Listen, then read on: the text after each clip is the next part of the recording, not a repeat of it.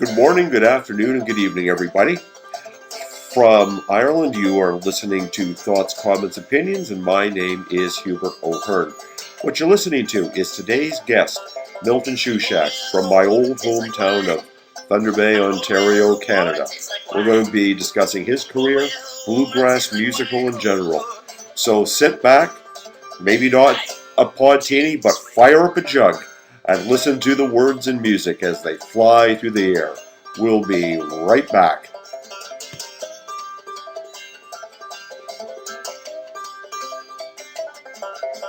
Line from Thunder Bay, Ontario, we have Milton Shushack. Hello, Milton. Nice to talk to you. Nice to talk to you. Fantastic, fantastic. So, bluegrass music. How do you get into that? Well, I studied jazz music in university, classical music and jazz music here in Thunder Bay and as well in Brandon, Manitoba. Once I was finished school, I came back to Thunder Bay and was playing around town, playing jazz gigs. I had a little kind of gypsy jazz style band called the Bay City Sound Collective years ago.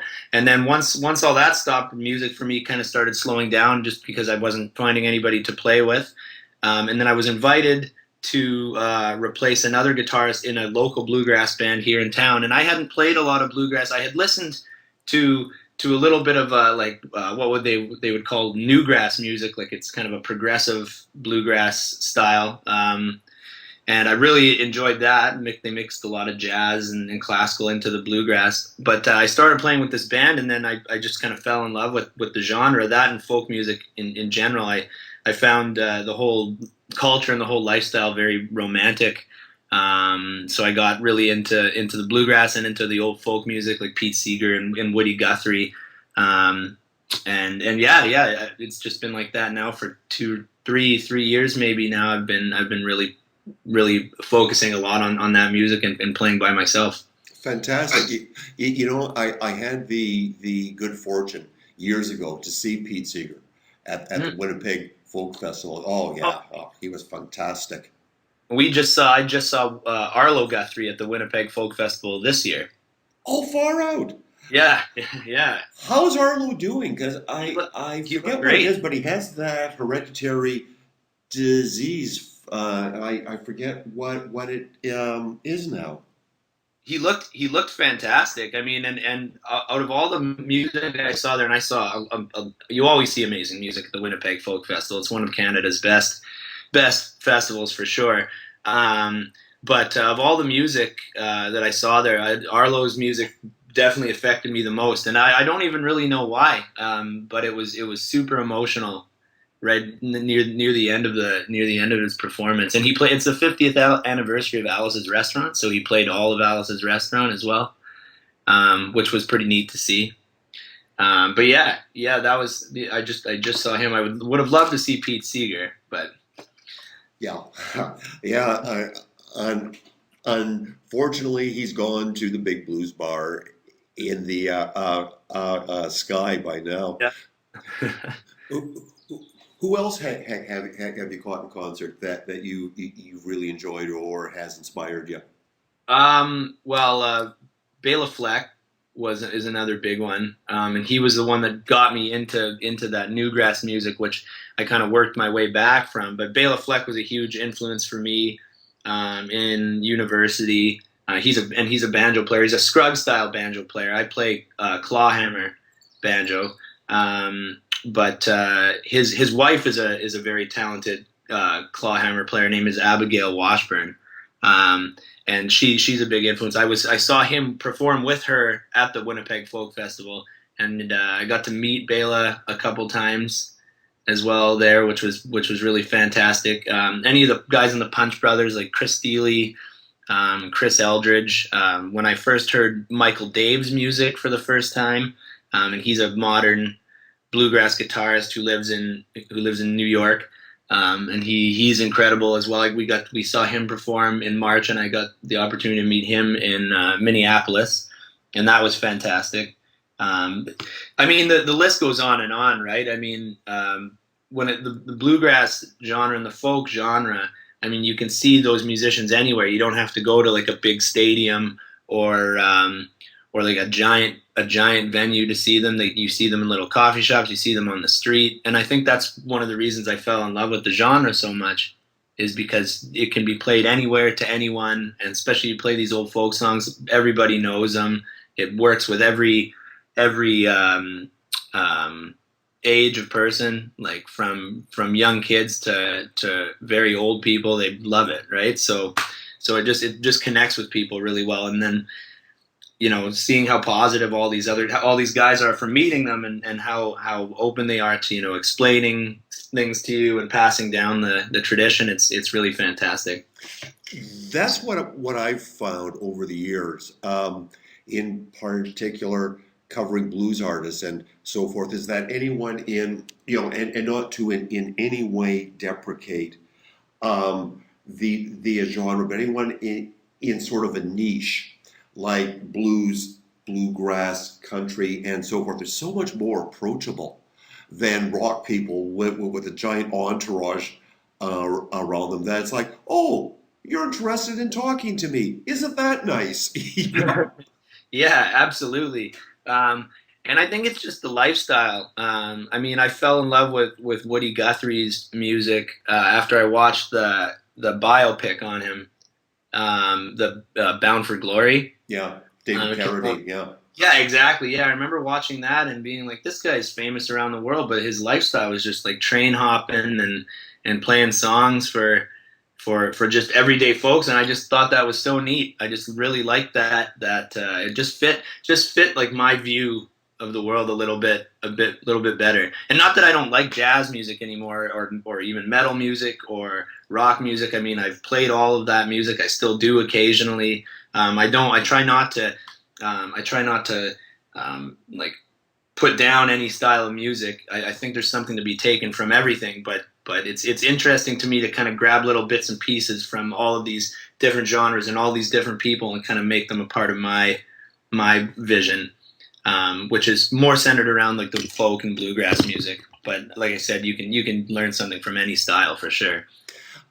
I saw David Amram ask this question one time. He was asked, what's the difference between folk music and jazz music? And he said basically there is none, that jazz is folk and folk is jazz. If you had to, and bearing that in mind, how would you define what bluegrass is as opposed to country, as opposed to folk and so forth? That's a really good question. That's what they don't pay me for. Yeah, I think bluegrass. Well, I mean, it all originates like that. It's all kind of comes from the Appalachians, right? It kind of starts with Bill Monroe and his mandolin, like way back when. But I mean, bluegrass is country music, right? And country music is bluegrass. I mean, I think they're the same. They're the same kind of thing. I mean, like a lot of people will refer to Doc Watson as a bluegrass player, and a lot of people will refer to him as a country guitarist, right? Yeah. So it's a really ambiguous term. I think bluegrass music now, especially, really encompasses like as opposed to just folk music or just standard country music. I think there's a little bit more virtuosity in the playing. Especially nowadays, instrumentally, like the musicians are all virtuosos, or they're very very at their instruments, and there's a little bit more emphasis on the instrumentation side and playing very technically challenging music. Well, I mean, it's not always like that, obviously, but for me that was a big difference. I never used to be into old country. I am now, for sure. But it was that virtuosity of the musicians that got me into bluegrass in the first place, because I came from that side of playing myself before I got into bluegrass. So that's kind of what got me into.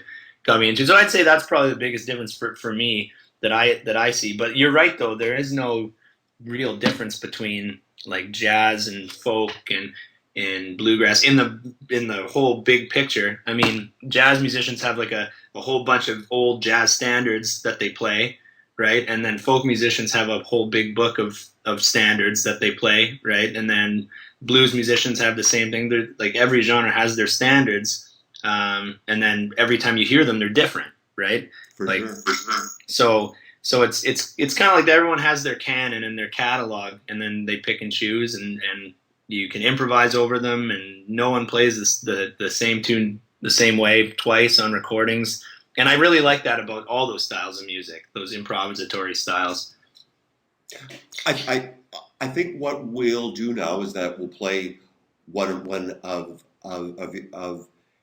your songs, and then we'll come back and talk about Sure. that for a bit. What would you like us to hear? Well, you could. How about we take a listen to that Woody Guthrie song, since we were talking about Woody Guthrie, the Dusty Road. Sounds good.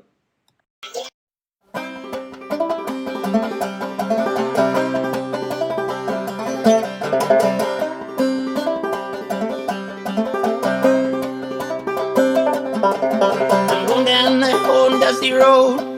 I'm going down that whole dusty road. I'm going down that whole dusty road, oh Lord.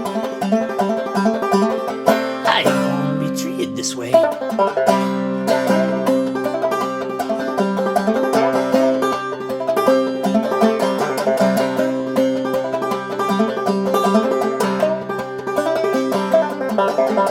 going where the water tastes like wine. I'm going where the water tastes like wine. I'm going where the water tastes like wine, oh Lord. I ain't gonna be treated this way. I'm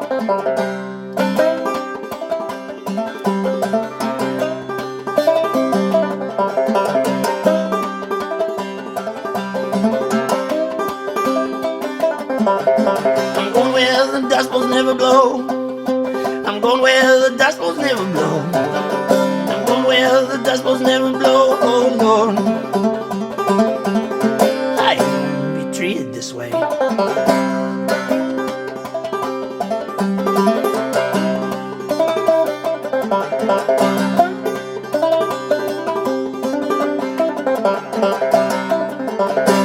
looking for a job with honest pay. I'm looking for a job with honest pay. I'm looking for a job with honest pay, oh Lord.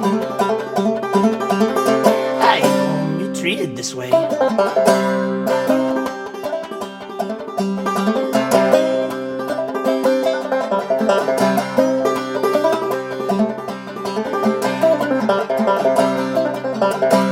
going down that old dusty road. I'm going down that old dusty road. I'm going down that old dusty road, oh Lord.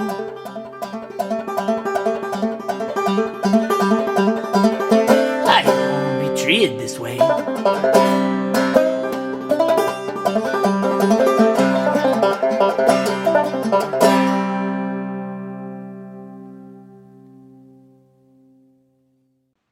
What is it you love about Old Dusty Road? And nice job on it, by the way. Oh, thank you. I'm not sure. I'm not sure what I like about that tune. My grandmother bought me a banjo for my birthday last year, and that's when I first started incorporating clawhammer banjo into my songs. And I don't know. I invented the melody that I play on the banjo. Like I write the melodies on the banjo when I record these songs, and then I take lyrics from like old standards. And I don't know, something about that. I was tree planting at the time with a couple of my really good friends, and for some reason that song was in my head, and it made sense for my surroundings. We were like staying in a cabin at the end of this old road, just outside of Dryden, Ontario. And yeah, it just kind of came out that way. So, and like I said, Woody Guthrie's a huge hero of mine. So I really enjoyed recording one of his tunes. You referred a while back to Scruggs Style, which I assume is named for Earl Scruggs, Yes. as opposed to Clawhammer. Yeah. I don't get out much. What the heck is the difference? Well, Scruggs Style, like you said, was invented by Earl Scruggs, and you play with three picks. Like you got two finger picks and a thumb pick, right? And you have that really rippling sound, like the sound you'd hear when you listen to Earl Scruggs or any of most modern bluegrass is played Scruggs Style. It's quite difficult, especially at a very high level. Bela Fleck would be another one who plays Scruggs Style, and then Clawhammer Style you play with no finger picks or no thumb pick, and it's all downstrokes, and you can hear the difference. It's very like really old folk style of playing. Like I said, if you want to hear a really good clawhammer player, you could listen to Bela Fleck's wife, Abigail Washburn. She's incredibly talented. Old Man Ludecky, who came to, or Old Man Ludekai, I think is actually how you pronounce his name. He came to Thunder Bay, I think, last year. He's as well a very, very talented clawhammer player. The main difference is the no finger picks, and different tunings as well. Like I play in a drop C tuning on my banjo, and generally Scruggs Style they play in an open G tuning. So that would be another pretty big difference. Okay. And what other instruments do you play? You mentioned guitar. I do. I studied guitar. That's my main instrument that I play the most. So I play acoustic guitar on most songs. I also do play the mandolin, and I usually just use that for like on recordings. If I want like some a little bit more color, I'll overdub mandolin on some songs. Maybe add like a mandolin melody or a solo somewhere in there. And also when I'm just jamming with other musicians, I like to play the mandolin. But guitar is my main instrument, and then banjo would probably be a close second now. But like I said, I'm still fairly new to the banjo. I mean, I've only really been playing the banjo for just over a year. So your singing voice is neat too. You know, that very gravelly, and for want of a better word, older sound to it. You know, like you sound like like Blind Lemon Pete or something. You know, how did your singing style evolve? I think that's just the way it came out. I'm definitely more of an instrumentalist than I am a singer. I always will be, but like I said, when I was done playing in the bluegrass band, once that kind of disbanded, I still wanted to play music, but it was frustrating to try to organize people. So I was like, well, you know what? Maybe I'll just sit in my room for a bit and try to figure out a few tunes on my own, and then I obviously had to sing the tunes, and that's just the voice that came out. I think at first I was just kind of faking it a little bit, and then it just kind of evolved. And like anything, you do it enough, and it starts to evolve and becomes a lot more honest, and a lot more comfortable when you do it on stage live, right? So you start to be able to do different things, different inflections, and you can play more difficult songs. But I think that's the way it started. Was I just needed a singing voice, and that was just kind of what came out. Cool. In terms of recording, do you have any further albums planned and so forth? And by the way, I'll be putting up the link for your Bandcamp and so forth, so the listening audience can sample your stuff. But what recording plans do you have in the future? I am planning on going into the studio in the next couple months. Just trying to sort out all the particulars, and try to do a few different things. Try to get some other musicians in on it, maybe like some light percussion and a bass player. Also, I played a show about a month and a half or so ago, maybe a little longer. I opened for the Weber brothers, who have always been a huge influence of mine. I was going to their shows at the Apollo here in Thunder Bay before I was even allowed to be in the Apollo. And then I got to open for them, and that was fantastic. And then when they came back through, their guitar player, Sam Weber, asked me if I would like to play a show, like a quick set with him on stage, just playing bluegrass standards. And we did that, and then Alex, the sound guy, ended up recording that. So I put a couple of those up on my Bandcamp already just in the last week or so. And they're just instrumental, like flat-picking bluegrass songs. And then there's a few other ones that we had recorded as well, so I'll be releasing those most likely in the next little bit.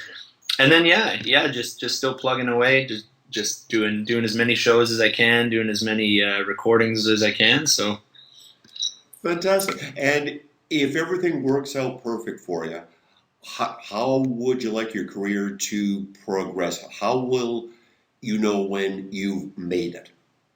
That's a really good question. I'm not really sure. I think as long as I could just do it for a living, and as long as if it was paying the bills, if it paid my rent for my house and and I was able to keep myself fed and my dog fed, then I think you can't really ask for much more than that.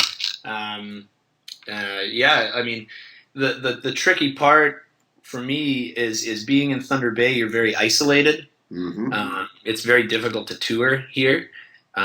So I'm trying to figure that part out. But yeah, I think as long as I wasn't hungry and I was happy and I had a roof over my head and I was able to do this and not do any other job, I think that would be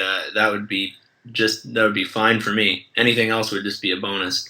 Fantastic. And here again, I'll put your contact info on the page with all this, because you never know who might be listening, who needs to book someone. What's the best piece of advice that anyone's ever given you about the music or about the industry? I think it's not even someone. I don't even think it was advice that was given directly to me, but it relates to what we were saying before. I remember watching it was a documentary about Johann Sebastian Bach, and they interviewed a whole bunch of different musicians, and one of them was Bela Fleck, and he mentions that he doesn't quite understand what's going on in that music, but he, like he said, takes little pieces from here and there and just collects them and makes them a part of his vision, but never really pretends to be a total expert on anything. And I think that's the best advice that I've gotten, that I've really tried to practice over the last couple of years, is just trying to take little bits and pieces from literally everything that I can. Try to go to as many shows as I can, whether they be like punk or rock or folk or anything, and then just really try to internalize all styles of music. And then I think that's, in the end, you'll be a better musician for it. Just keep a total open mind. That is true. That is true. We are all works in progress from the time we're born until the grave, he says on a cheery note. So, what do you have coming up? I call this advertisements for myself. What would you like the listening audience to know about? That, like, events of mine coming up? Sure. Yeah, anything you want. Yeah, there's a couple shows coming up. The biggest one, I think, at the end of the month is I'm opening for Sarah Harmer. Oh, very good. Yeah, which you know what? It was funny because I didn't know that was such a big deal. Like, I didn't know how popular she actually was until I made the announcement that was happening. And hopefully she ain't listening. So, but yeah, I listened to her music, but like I didn't realize like how. I don't have my finger really on the pulse of the pop culture community, so I didn't really know. Like I've always loved her music, and I love her music. It's just I didn't know that was a big deal, but I guess it is. So I'm very excited about that. And then just a lot of shows at the Apollo here in Thunder Bay, and just like I said, just plugging away. Fantastic, Milton. Thanks ever so much for doing Very thoughts, well, thank comments, you. opinions. I wish you the best, and when you have the new album out, let me know, because I'll be more than happy to review it and have you back on the show. That would be fantastic. Thank you so much. Take care, man. Ta.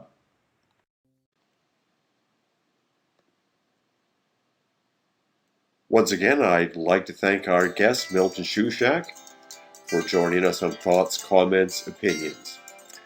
As always, you are more than welcome to suggest any guest, author, artist, musician, anybody that you'd like to hear us talk to.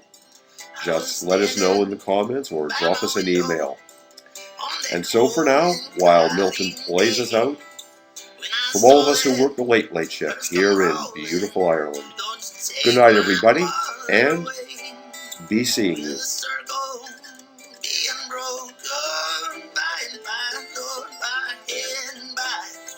There's a better far away in the sky or in the sky.